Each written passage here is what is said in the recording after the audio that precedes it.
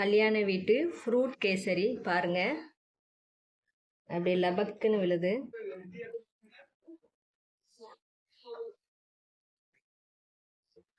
Hello friends, welcome to Shanthi channel. இன்றைக்கி நம்ம சேனலில் ஒரு ஸ்வீட் ரெசிபி தான் இன்றைக்கி பார்க்க போகிறோம்.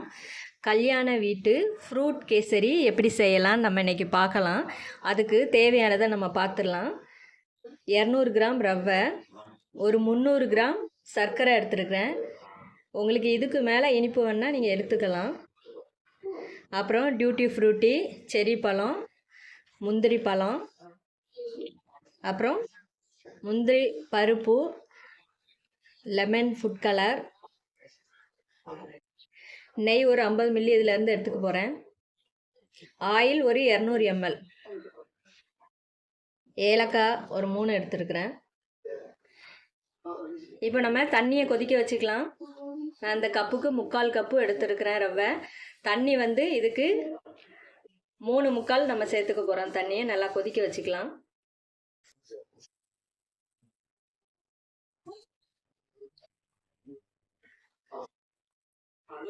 தண்ணி நல்லா கொதிக்கட்டும். தண்ணி நல்லா கொதிச்சுட்டு இதை நம்ம வேற ஒரு பாத்திரத்தில் மாற்றி வச்சுக்கலாம். பாத்திரத்தில் மாற்றியாச்சு. இப்போ அதே கடாய் வச்சிருக்கிறேன். கடாய் சூடானதும் ஆயில் ஒரு 200 மில்லி ரீஃபைண்ட் ஆயில் சேர்த்துக்கலாம். ரவை எவ்வளோ எடுக்கணுமோ அதே அளவு ஆயில் கண்டிப்பாக எடுக்கணும். இப்போ ஆயில் சூடாயிடுச்சு. நம்ம இப்போ இதில் ரவையை இதில் சேர்த்துக்கலாம். நம்ம இன்னைக்கு வறுத்து சேர்க்காம இந்த மாதிரி ஆயிலில் ஃப்ரை பண்ணி சேர்த்துக்க போகிறோம். இது கூட உலர் திராட்சை, அதாவது முந்திரி பழம் நம்ம சேர்த்துக்கலாம்.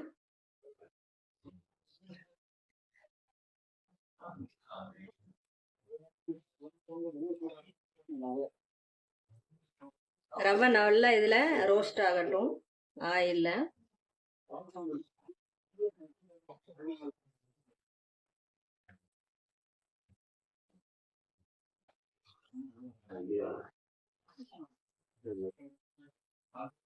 இப்போ ரவை நல்லா ரோஸ்ட் ஆயிட்டு இங்க பாருங்க, முந்திரி பழம் வந்து நல்லா ஃப்ளஃபியா வந்திருக்கு. இப்போ நம்ம இதுல ஃபுட் கலர் சேர்த்துக்கலாம். நான் இன்னைக்கு லெமன் கலர் சேர்த்துக்க போறேன். உங்களுக்கு ஃபுட் கலர் போடணும்னா போட்டுக்கோங்க, இல்லைன்னா இதை ஸ்கிப் பண்ணிக்கலாம்.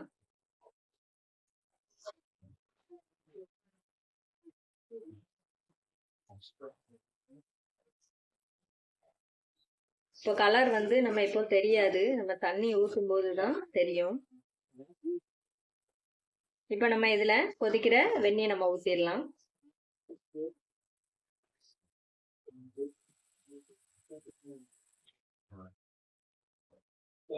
வெந்நீர் ஊற்றணுன்னா அப்படியே அந்த கலர் தெரியுது பாருங்க. இப்போ ரவை நல்லா வேகட்டும். ரவை நல்லா வெந்து அந்த தண்ணி எல்லாம் நல்லா அப்சர்வ் பண்ணிடட்டும்.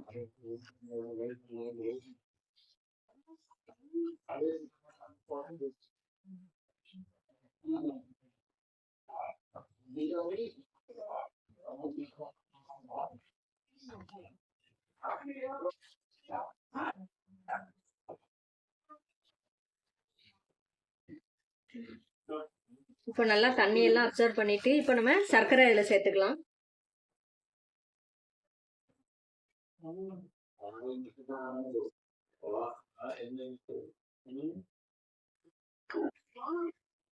நான் இன்னைக்கு ஒரு 300 சர்க்கரை சேர்த்துக்கேன்.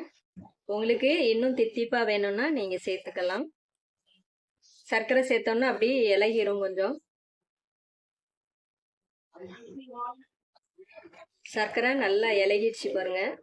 இலகி இன்னும் கொஞ்சம் கட்டியாகும். அப்படியே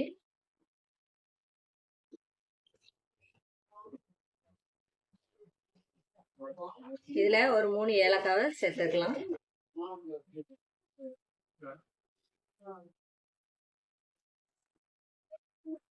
இதுல ஒரு 50 மில்லி நெய் சேர்த்துக்கலாம்.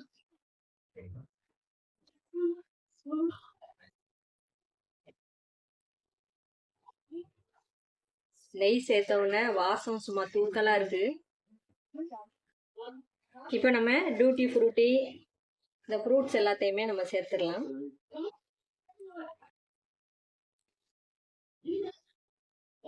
உங்ககிட்ட என்ன ஃப்ரூட் இருக்கோ எல்லாமே நம்ம சேர்த்துக்கலாம்.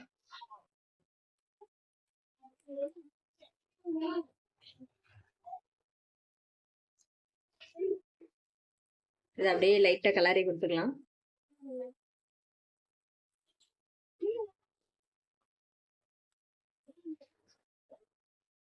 நம்ம ஸ்டவ் ஆஃப் பண்ணிடுவோம். பாருங்க, பார்க்க எவ்வளோ சூப்பராக இருக்குன்னு. இப்போ ஃப்ரூட் கேசரி ரெடி ஆயிடுச்சு. டேஸ்ட் ரொம்ப அருமையாக இருக்கும்.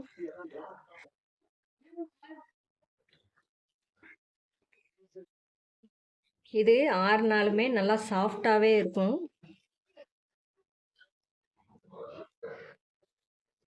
டேஸ்ட்டும் ரொம்ப அருமையாக இருக்கும். பாருங்கள்,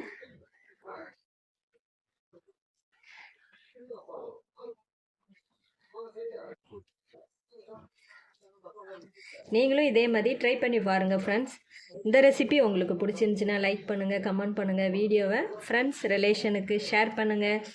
நம்ம சேனலில் நிறைய ரெசிபி இருக்குது. நீங்கள் அதை பார்க்கணுன்னா சாந்தி சேனலை சப்ஸ்கிரைப் பண்ணிடுங்க. சைடில் உள்ள பெல் பட்டன் கிளிக் பண்ணி வைங்க. அப்போ தான் நான் போடுற ஒவ்வொரு வீடியோவும் உங்களுக்கு உடனுக்குடன் வரும். தேங்க்ஸ் ஃபார் வாட்சிங் ஃப்ரெண்ட்ஸ்.